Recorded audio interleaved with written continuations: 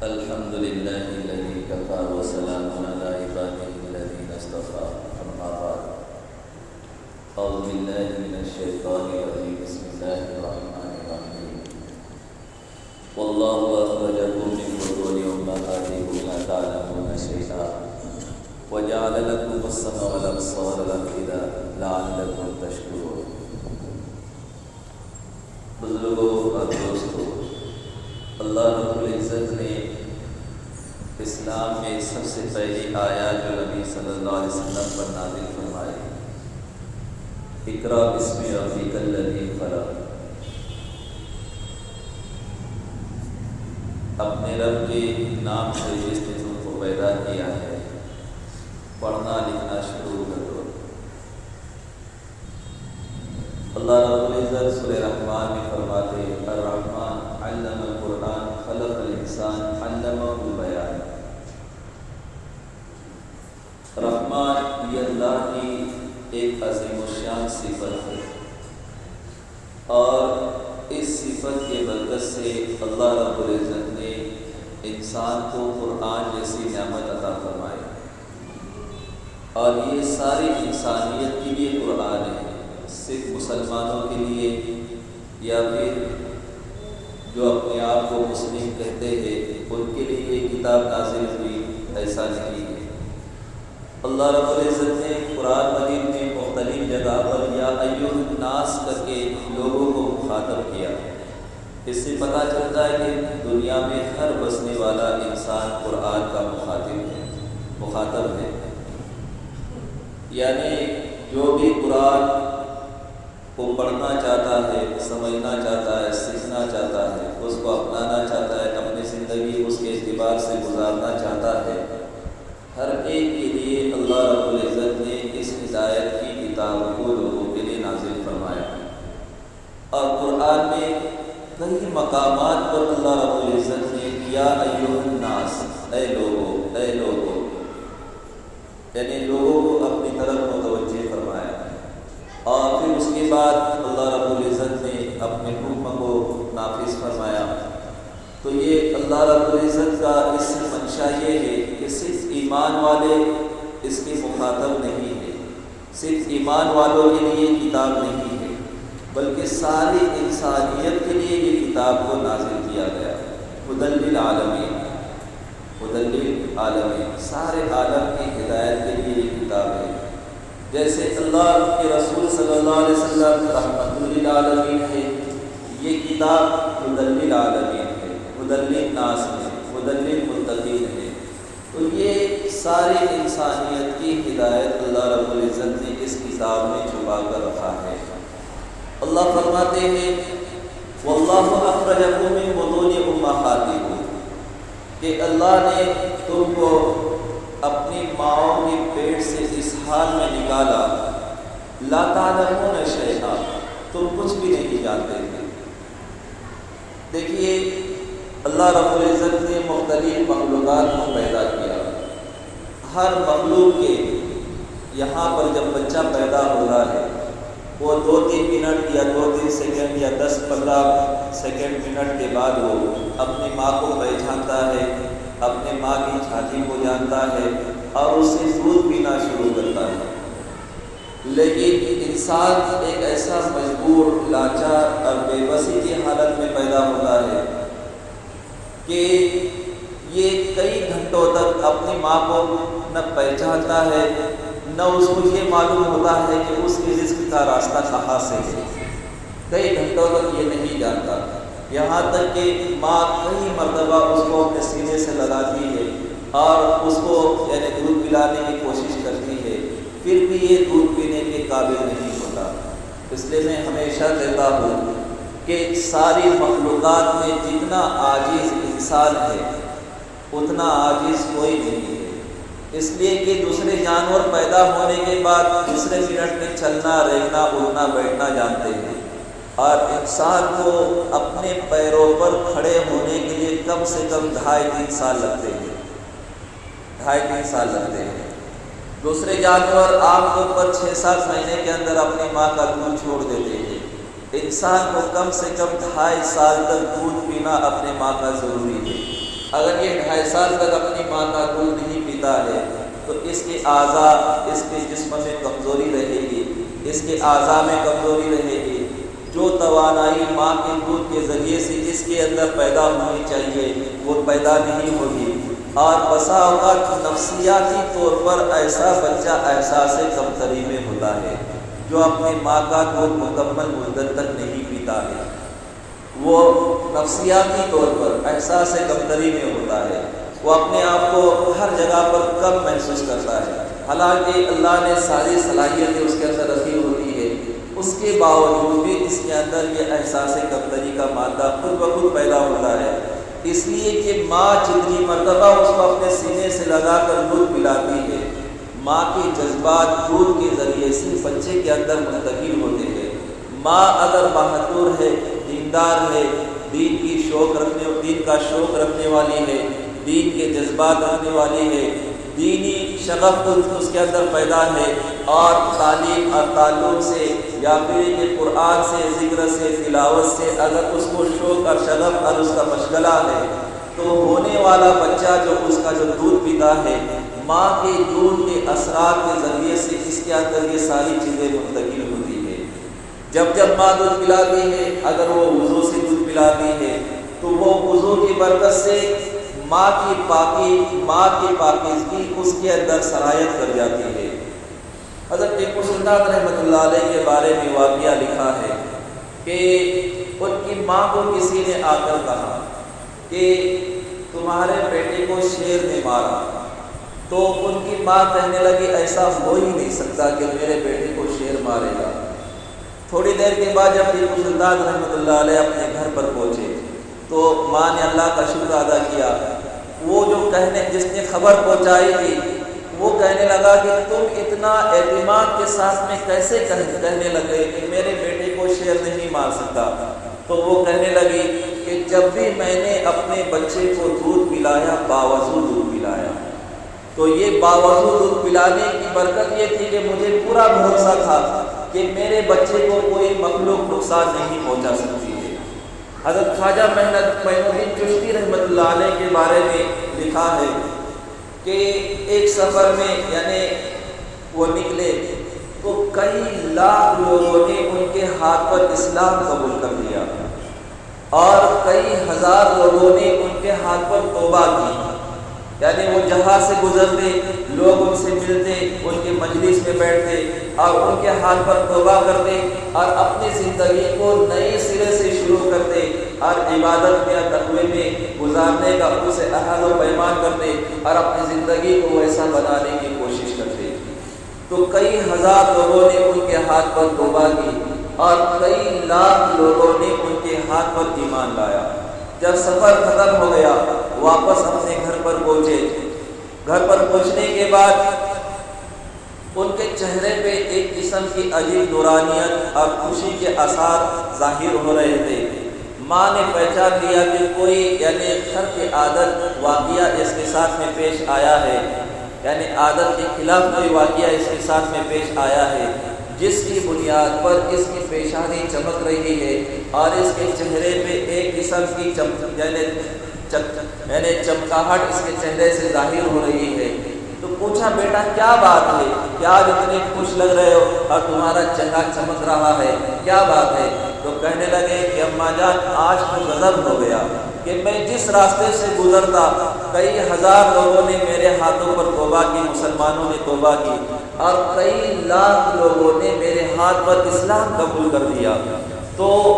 آج یہ اللہ رب العزت کی طرف سے میرے ساتھ میں یہ بڑا احسان ہو گیا کہ اللہ رب العزت نے میرے ذریعے سے اتنے لاکھوں لوگوں کو ہدایت دے دی اور ہزاروں لوگوں کو توبہ کی توفیق دے دی۔ تو ماں کہنے لگی بیٹا اس میں تیرا کوئی کمال نہیں ہے، یہ جو تم کہہ رہا ہے کہ اللہ رب العزت نے میرے ذریعے سے یہ ساری چیزیں کرا دی، تو بیٹا اس میں تیرا کوئی کمال نہیں ہے۔ تو حضرت خواجہ معین الدین چشتی رحمۃ اللہ علیہ تعجب سے اپنی ماں کو پوچھنے لگے کہ ماں کیا بات ہے؟ چلا تو میں، گھما تو میں، لوگوں نے میرے ہاتھ پر بیعت کی، توبہ کی اور اپنے گناہوں سے رجوع کیا اور اللہ کی طرف متوجہ ہو گئے،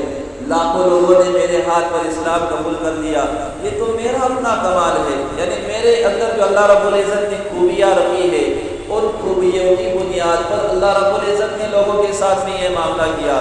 تو وہ کہنے لگے کہ بیٹا تیرا اس میں کوئی کمال نہیں ہے، اللہ کی قسم جس دن تو پیدا ہو گیا اس دن سے لے کر جس دن تک تو نے دودھ نہیں چھوڑا تھا اس دن تک میں نے جب بھی تجھ کو دودھ پلایا،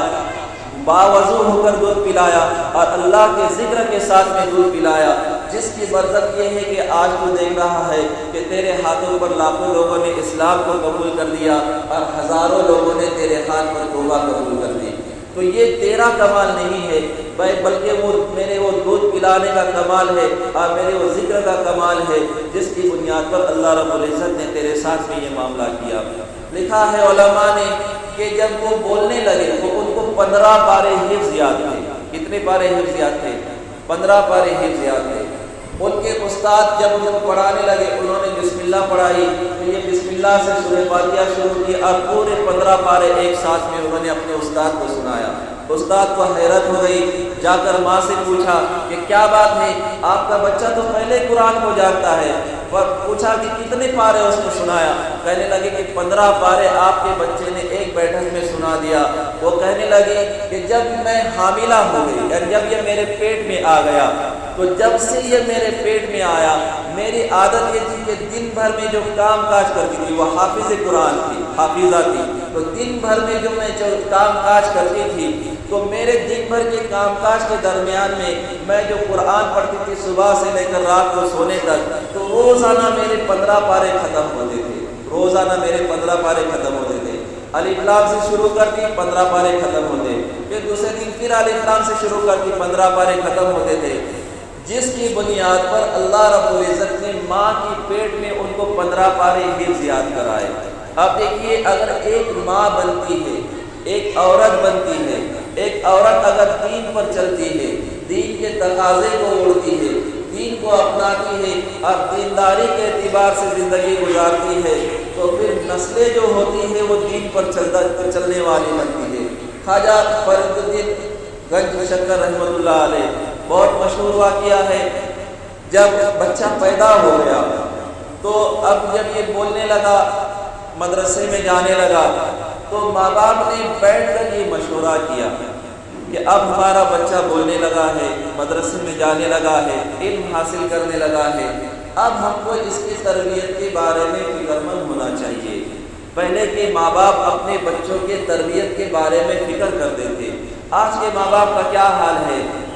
3 سال کا بچہ ہوتا ہے، 3 سال کا بچہ ہوتا ہے، روتا بلکتا اس کو اسکول میں جا کر چھوڑ دیتے ہیں، اور ABCD پڑھنے پر ماں باپ خوش ہوتے کہ دیکھو ہمارا بچہ ABCD پڑھ رہا ہے، اور اگر Z تک اس کو اگر نرسری میں ABCD یاد ہو جائے تو ماں باپ کی تو خوشیوں کی کوئی انتہا نہیں رہتی، ان کو ایسا لگتا ہے کہ ان کو جنت ہی مل گئی دنیا میں، یعنی جنت کا سرٹیفکیٹ ان کے ہاتھ میں مل گیا، ABCD یاد کرنے پر اتنے خوش ہو جاتے ہیں۔ اور اگر بچہ بھولے سے انجانے سے اگر نرسری میں فرسٹ پوزیشن پہ آتا ہے تو ماں باپ کی تو خوشی کی انتہا نہیں رہتی، ان کو ایسا لگتا ہے کہ جبرائیل نے آ کر ان کو وہی سنا دی، بشارت سنا دی کہ یہ جنتی ہو گئے کہ نرسری میں اس نے فرسٹ پوزیشن حاصل کی۔ یہ آج کا ماحول بن گیا، حالانکہ 3 سال کا بچہ میں اسکول میں پڑھاتا ہوں، آپ یقین مانیے اس بچے کو جب ماں باپ پیٹ پر چھوڑ کر جاتے ہیں وہ روتا ہے، چلاتا ہے، بلبلاتا ہے، لیکن ظالم ماں باپ کو ذرا برابر بھی ہمدردی نہیں آتی کہ ہمارا معصوم اور نادان بچہ، بھلے آپ کسی مسلمان اسکول کے حوالے کر رہے ہو، بھلے آپ کسی غیر مسلم اسکول کے حوالے کر رہے ہو، لیکن آپ کا بچہ وہ جو گیٹ پر آپ اس کو روتے بلکتے چھوڑ کر جا رہے ہیں، یہ سمجھ لیجئے کہ آپ نے جس دن یعنی پہلے دن آپ نے نرسری میں اس کو بٹھایا یا پلے گروپ میں آپ نے بٹھایا، اس کے نفرت یعنی اس کے دل میں نفرت آپ نے اس دن پیدا کی جس دن آپ نے اس کو نرسری میں بھیجا۔ وہ بچہ یہ سمجھتا ہے کہ میرا باپ دشمن ہے جس نے دشمنی کر کے مجھ کو چھوڑا، غیر محسوس طریقے پر آپ نے آپ کے بچے کے دل میں نفرت پیدا کر دی۔ اب یہ بچہ بڑا ہوگا، آپ کس بات کی اس سے امید رکھتے ہیں؟ محبت کی امید رکھتے ہیں، آپ اس سے انسانیت کی امید رکھتے ہیں، آپ اس سے اخلاق کی امید رکھتے ہیں، آپ اس سے ہمدردی کی امید رکھتے ہیں، یہ آپ کی خدمت کرے گا، یہ آپ کو بڑھاپے میں آپ کا سہارا بنے گا، اولڈ ایج ہوم میں جا کر آپ کو چھوڑے گا۔ یہ دعویٰ ہے اور یہ پکی بات ہے کہ آج کا نوجوان اپنے ماں باپ کو بڑھاپے کی حالت میں گھر میں برداشت نہیں کرتا۔ وجہ کیا ہے؟ نرسری میں، بچپن میں 3 سال کی عمر میں آپ نے اس کو نفرت اس کے دل میں بویا تھا، نفرت کا بیج اس کے دل میں پیدا کیا تھا۔ اب یہ نفرت کا بیج جوانی میں آ کر رنگ لاتا ہے اور آپ کو بتاتا ہے کہ آپ نے میرے ساتھ میں کیا معاملہ کیا تھا۔ تو خیر، خواجہ فرید الدین گنج شنکر رحمۃ اللہ علیہ اب یہ جب مدرسے میں جانے لگے، 8-10 سال کی عمر میں جب مدرسے میں جانے لگے تو ماں باپ نے بیٹھ کر آپس میں پروگرام بنایا کہ اب ہمیں بچوں کی تربیت کرنا ہے۔ میری بات کو ذرا دھیان سے سننا، نوجوانوں نے بھی سننا، جن کی شادی ہوئی ہے انہوں نے بھی سننا، جن کی شادی نہیں ہوئی ہے انہوں نے بھی سننا، اور جو بڑھاپے کی عمر میں پہنچے انہوں نے بھی دھیان سے سننا میری بات کو۔ اب یہ ماں باپ بیٹھ کر آپس میں مشورہ کر رہے ہیں کہ ہمیں بچے کی اسلامی طریقے پر اس کی تربیت کرنا ہے، تو اب کیا کریں گے؟ سب سے پہلے ہمارے بچے کا تعلق اللہ سے جڑنا چاہیے۔ ماں باپ مشورہ کر رہے، کیا کر رہے ہیں؟ مکتب میں بھیجنے والا استاد نہیں کر رہا ہے، مکتب میں 1 گھنٹے کے لیے آپ کا بچہ آتا ہے، 8 گھنٹے آپ کا اسکول میں بچہ جا کر پڑھتا ہے، دوسرے یعنی 9 گھنٹے بچہ، دوسرے 7 گھنٹے بچہ جا کر 9 گھنٹے بچہ جا کر یعنی کھیلتا ہے، کودتا ہے، یا صبح سے رات سے اسے سونے پینے کے ساری ترتیب رہتی ہے، تو اس طریقے سے اس کا پورا دن گزرتا ہے، اور 1 گھنٹے کے لیے مکتب میں آتا ہے، اور پوری بستی یہ چاہتی ہے کہ مکتب میں آنے والا بچہ فرشتہ بن جائے، جبرائیل بن جائے، اس کے زبان پر یعنی خود بخود کلام پاک جاری ہو جائے۔ تو یہ ایسی جھوٹی امید رکھنا یہ مناسب نہیں ہے۔ میں صاف ستھرے انداز میں بات کرتا ہوں اور کرنے کی مجھے عادت ہے، تو اتنی جھوٹی امید رکھنا کہ مکتب میں جا کر ہمارا بچہ نیک بن جائے گا اور مکتب کے استاد کی پوری ذمہ داری ہے، یہ ایسا نہیں ہے، یہ دھوکہ ہے اور یہ شیطان نے پٹی پڑھا کر رکھی ہے۔ تو خیر، اب ماں باپ بیٹھ کر کیا کر رہے ہیں؟ بچے کی تربیت کی فکر کر رہے ہیں کہ اب ہمارے بچے کو نیک بنانا ہے۔ تو بیوی اپنے شوہر سے کہتی ہے کہ ہم سب سے پہلے اپنے بچے کا تعلق اللہ سے جوڑیں گے۔ کون کہہ رہی ہے؟ بیوی اپنے شوہر سے کہہ رہی ہے۔ اچھا، اب دونوں مشورہ کریں، اللہ سے تعلق کیسا جوڑیں گے؟ تو بیوی نے ترتیب بتائی کہ میں ایک کام کروں گی، بچہ جب یعنی مدرسے سے گھر پر واپس آئے گا تو اس کو بھوک لگی ہوگی، تو ہم پہلے کیا کریں گے؟ کوئی چیز بنا کر کہیں کونے میں چھپا کر رکھیں گے، یا کہیں کباڑ وغیرہ کے پیچھے چھپا کر رکھیں گے، الماری کے پیچھے یعنی چیز بنا کر چھپا کر رکھیں گے، اور اس کمرے میں بچے کو مصلی بچھا کر دیں گے اور اسے کہیں گے کہ بیٹا جا، وضو کر اور 2 رکعت نماز پڑھ، اللہ سے مانگ، اللہ تیری ضرورتوں کو پورا کرے گا۔ یہ کون کہہ رہا ہے؟ ماں کہہ رہی ہے اپنے شوہر سے کہ ہم اپنے بچے کا تعلق اللہ سے اس طریقے سے بنائیں گے۔ اب یہ بات ہو جاتی ہے، اب جب بچہ پہلے دن مدرسے میں جاتا ہے، اب جب لوٹتا ہے، لوٹنے کے بعد ماں اپنے ترتیب کے حساب سے سارے کام کرتی ہے، کھانا پکا کر اس کو چھپا کر رکھتی ہے، مصلی بچھاتی ہے، بچے کو کہتی ہے کہ جا کے وضو کر لے اور بیٹا وضو کر کے 2 رکعت نماز پڑھ اور اللہ سے مانگ، اللہ تیری ضرورت کو پورا کرے گا، تجھے جو بھوک لگی ہے اللہ تیری بھوک کو یعنی بھوک کے لیے اسباب اور سامان پیدا کر دے گا۔ اب بچہ پہلے دن کیا کرتا ہے؟ وضو کرتا ہے، نماز پڑھتا ہے، اللہ سے دعا کرتا ہے۔ اب وہ ماں سے پوچھتا ہے کہ اماں جان میں نے تو اللہ سے مانگا لیکن کوئی چیز نظر نہیں آ رہی ہے۔ ماں کہتی ہے کہ بیٹا پورے کمرے میں تلاش کرو، اللہ نے تمہارے لیے کہیں نہ کہیں کوئی چیز کھانے کی رکھی ہوگی۔ اب وہ بچہ تلاش کرتا ہے تو دروازے کے پیچھے سمجھو یا کباڑ کے پیچھے سمجھو یا پھر یہ کسی چیز کے پیچھے اس کو کھانے کی یعنی ایک پلیٹ ملتا ہے جس میں روٹی رکھی رہتی ہے اور کچھ سالن رہتا ہے، وہ بچہ اٹھاتا ہے کھاتا ہے۔ اب یہ پہلے دن سے اس کی اس طریقے سے تربیت شروع کر دیتے ہیں، ہوتے ہوتے ایک زمانہ گزرتا ہے، ایک مرتبہ اللہ کا کرنا ایسا ہوتا ہے، حضرت فرید الدین کی جو والدہ ہوتی ہے اپنے کسی رشتہ دار کے گھر میں ملاقات کے لیے گئی ہوتی ہے، اسکول کا وقت ختم ہوتا ہے، بچہ واپس آتا ہے۔ اب وہ عورتیں جب باتیں کرتی ہیں نا تو وہ اتنی مشغول ہو جاتی ہے کہ شوہر اگر باہر انتظار بھی کر رہا ہے نا تو ان کو معلوم نہیں رہتا کہ شوہر باہر انتظار کر رہا ہے. اور اگر بازار میں وہ مارکیٹ میں کوئی چیز خریدنے میں جائے گی نا تو وہ شوہر کو چھوڑ کر اتنا آگے نکل جائے گی کہ ان کو پتہ بھی نہیں رہے گا کہ شوہر ان کے ساتھ میں ہے. اور بسا اوقات اگر ان کا بس چلے تو شوہر کو مارکیٹ میں چھوڑے گی اور ساری خریداری کر کر گھر پر پہنچ جائے گی. یعنی اتنی عورتیں اپنے کاموں میں مشغول ہو جاتی ہے. تو وہ آپس میں بیٹھ کر باتیں کرنے لگے تو باتیں کرتے کرتے وقت گزر گیا. اس کو خیال نہیں رہا, اس زمانے میں گھڑیاں تو تھی نہیں, اس کو خیال نہیں رہا کہ بیٹے کو جو روزانہ کھانا بنا کر رکھتی تھی وہ کھانا بنا کر رکھنا بھول گئی. بیٹا آیا, وضو کیا, ماں نے جس ترتیب پر بتایا تھا اس ترتیب پر نماز پڑھی اور خود دل لگا کر اللہ سے دعا کی. اب یہ اتنا عرصہ گزرا تھا نا, بچے کا تعلق اللہ سے جڑ گیا تھا. اب یہ بچہ ماننے لگا. اب مان کر جب ہو گیا, اب اس نے اپنے کمرے میں روٹی کو تلاش کرنا شروع کیا. اللہ نے غیب سے اس بچے کے کھانے کا انتظام کر کے رکھا تھا. دیکھیے بچپن میں بچہ اللہ سے مانگنے والا بن گیا. اب یہ ماں کو وقت گزر گیا, وقت گزرنے کے بعد جب اس کو احساس ہوا تو ماں ڈر گئی کہ آج کیا معاملہ ہوگا.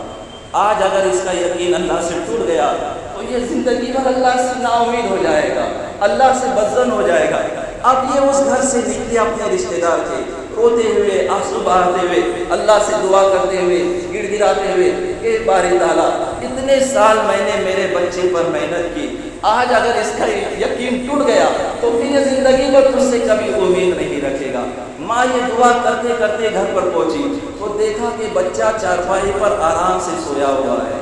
آرام سے سویا ہوا ہے.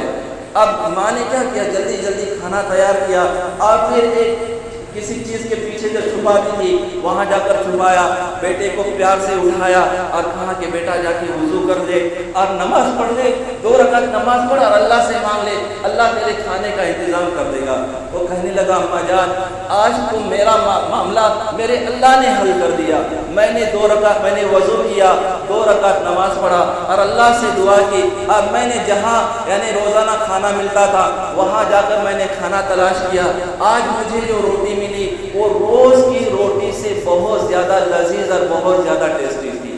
یہ کہاں سے اس بچے کے اندر ایمان اور یقین پیدا ہو گیا, کہاں سے یہ جذبہ پیدا ہو گیا, کہاں سے اس کے اندر اللہ سے تعلق جڑ گیا. ایک عورت بن گئی, ایک عورت بن گئی. اس نے اپنے بیٹے کو وقت کا کامل ولی بنا دیا اور بچپن میں اس کو اللہ سے تعلق جوڑ دیا. اور یقین مانیے عورت بگڑ جاتی ہے نا پورے خاندان کو بگاڑ دیتی ہے, نسلیں بگڑ جاتی ہے. اور دیکھیے ایک بات دھیان میں رکھنا, حرام کا ایک لقمہ 3 نسلوں کو برباد کر دیتا ہے. حرام کا ایک لقمہ 3 نسلوں کو برباد کر دیتا ہے. آج ذرا دل پر ہاتھ رکھ کر سوچئے سودی کاروبار میں کتنے لوگ مبتلا ہیں. بینک سے لون لینا, مارواڑیوں سے لون لینا, بچھڑ سے لون لینا اور پھر یہ کہ اس کے ذریعے سے اپنی شادی بیاہ کرنا, اپنے گھروں کی تعمیر کرنا, اپنے بچوں کی تعلیم کرنا. یہ ایک حرام کا لقمہ ہے,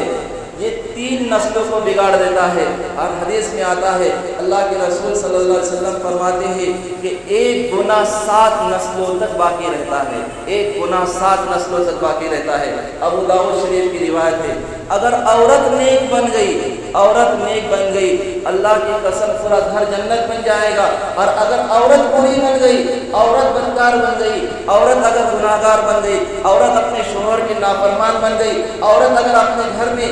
بگڑ گئی تو پورے گھر کو جہنم بنا کر رکھ دیتی ہے. جن کے گھروں میں عورتیں بگڑی ہوئی ہیں وہ خود جانتے ہیں کہ ان کے گھروں کا کیا حال ہے, کسی کو کہنے کی ضرورت نہیں ہے. ہر آدمی اپنے گھر کا خود جانتا ہے کہ کیا معاملہ ہوتا ہے. اللہ کرے کہ سب کے گھروں میں امن و سکون ہو, اللہ کرے کہ سب کے گھروں کی عورتیں نیک ہو. اللہ کرے, یہ تو میرا گمان ہے کہ اللہ کرے کہ سب کے گھروں میں یہی معاملہ ہوتا ہوگا کہ ان کی سب کی عورتیں ماشاءاللہ دیندار ہوگی, نیک ہوگی, متقی ہوگی, پرہیزگار ہوگی, اپنے شوہر کی خدمت کرنے والی ہوگی. نیک عورت جب آتی ہے نا تو شوہر کے ہاتھ پر اور اس کے جیب پر نظر نہیں ہوتی, وہ شوہر کے آنے سے پہلے کچن میں جا کر پہلے پانی کا گلاس تیار کرتی ہے.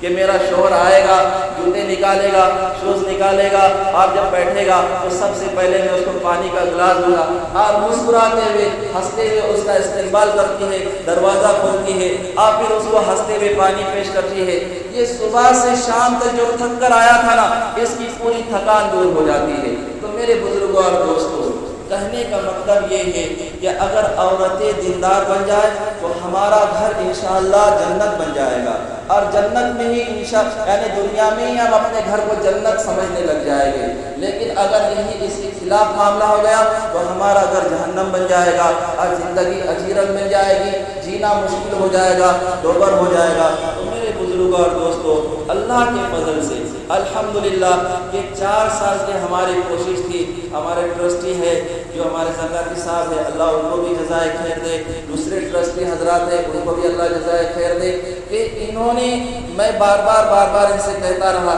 کہ یہ چیز ہونا چاہیے۔ پھر 2 سال درمیان میں لاک ڈاؤن ہو گیا، لاک ڈاؤن کی وجہ سے پھر جس ترتیب پر ہم کو آنا چاہیے تھا وہ آ نہ سکے۔ اب اللہ کے فضل سے چونکہ معمولات پر زندگی آ گئی ہے، الحمدللہ ہم نے اپنے مسجد کے اوپر کے حصے میں